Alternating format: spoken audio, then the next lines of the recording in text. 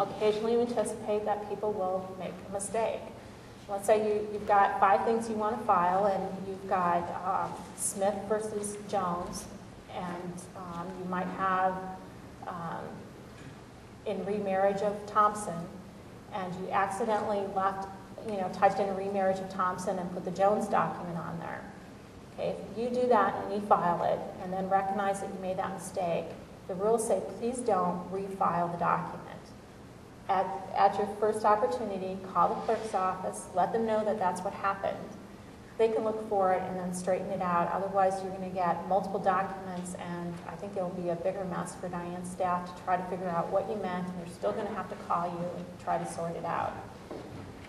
Now, if you happen to type in that it was a motion for summary judgment when actually it was a request for extension of time, and it's very clear from the document that that's what you meant, the clerk's office is allowed to change it so the docket entry is correct. Now, one of the things that we've discovered in Plymouth is there are some corrections or some problems with the filing that the clerks cannot fix, and they're critical problems. And so the clerks were in the process of tweaking this rule, and so if you look at the website right now, this rule won't appear exactly this way, but it should be changed shortly. So by the time you guys start, you're going to see the rule that I'm talking about today. So if some of the problems that we're seeing is if someone scans in a document and they scan it in upside down, the clerks have no way to turn it right side up. And so that document will always appear upside down. That is not how you want the court to look at it, because they're not going to be happy about it. So the clerks will send that document back to you so that you can basically file it correctly. And when that happens, or if that happens, the new rule is going to say that you should keep a record of the notice generated to verify the date and time of your original submission. Okay? And whatever happens, whether there's a fight about that, or timeliness issues, or whatever, you're going to need to keep that notice. And that's the notice that the system sends to you. Look, we just got this, and you're going to get a notice back from the clerk saying, we can't take this because it's upside down. And so then you'll have that trail of evidence, so to speak. The other reasons that the clerks are having some trouble in Plymouth County is the attachment of, let's say, an original notice to a petition. And if you've created that as one document and send it in, the clerks have to send you the original notice back so that you can serve it on the opposing party. But if you've attached them together, they don't have a way to tear that PDF apart. Okay, so they're going to have to send it back to you so that they can get an original notice back from you. So those are some of the things that we've been discovering in Plymouth, and some of the things that you'll want to watch for as you're electronically filing. Original notice, again, we've tweaked the original notice forms because the rules require additional information on the original notice in electronic filing cases. The original notice must say that the case was filed in e-filing county. It must direct the party to the Chapter 16 rules, which are the EDMS rules, and it must refer the party to Chapter 16, Division 6, which is the section that deals with protected information and the requirements of redaction.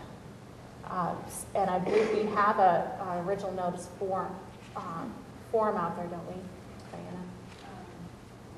Oh, just on small claims, right? It is for small claims. Small claims. So if you are filing district court petitions, add this information to your original notice form. As I mentioned earlier, the original notice has to be served by conventional means on the opponent. Then when you get your return of service, that should be scanned in, because that's a document that is verified, and then e-filed. Once we get past the original notice, the system will serve all of your documents on registered filers. So when you file a document, it's going to let you know that the system served person A, B, C, and D. If you happen to have one of those people who are exempted from electronic filing, it will tell you that that person was not served, and then you're going to need to serve that person through normal means by mail. Again, when you get this notice, your opponent will have, or when that notice goes out, your opponent's going to be able to see that document right away.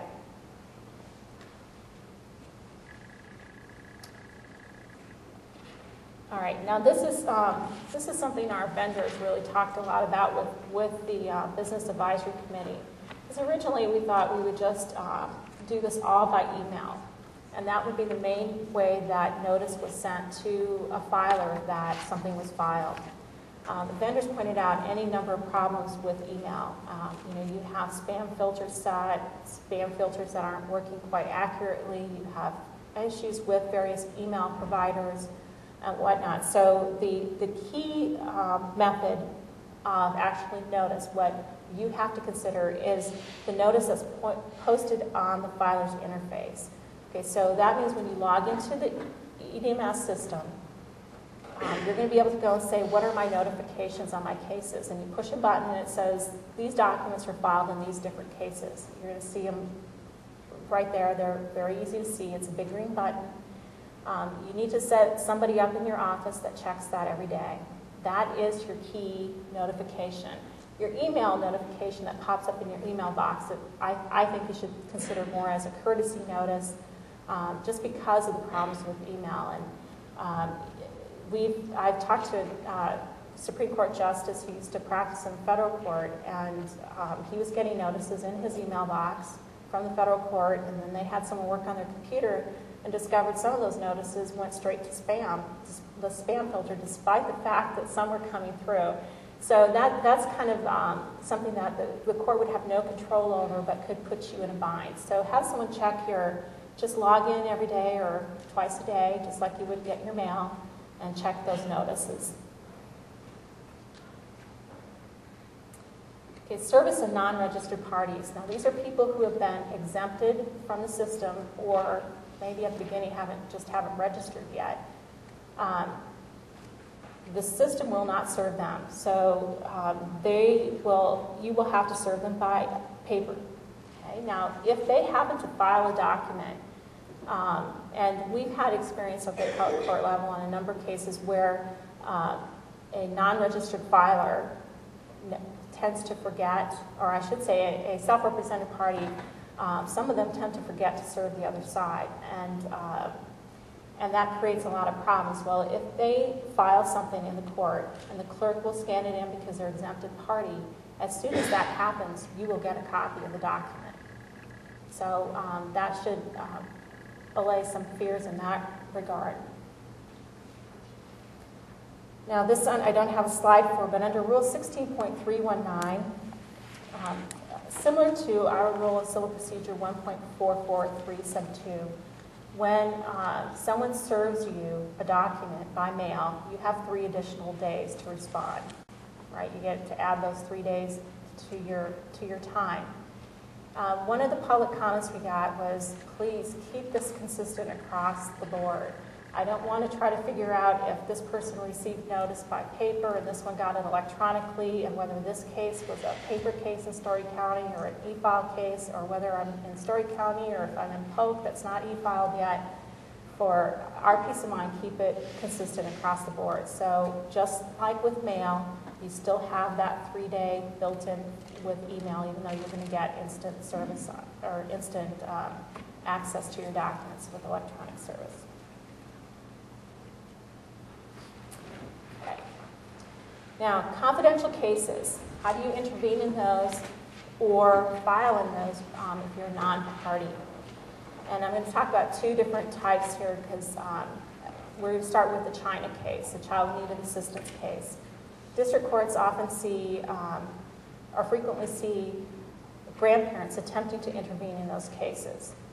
And the person who's attempting to intervene should not have access to a confidential file and the documents in it until they've been given permission to intervene. So how do we get them to e-file, and how does that work? The person attempting to intervene will electronically file their motion to intervene. That everyone who is an electronic filer in that case will get copies of that document right away. The court will set it for hearing. People can respond, resist, or approve, or whatever. But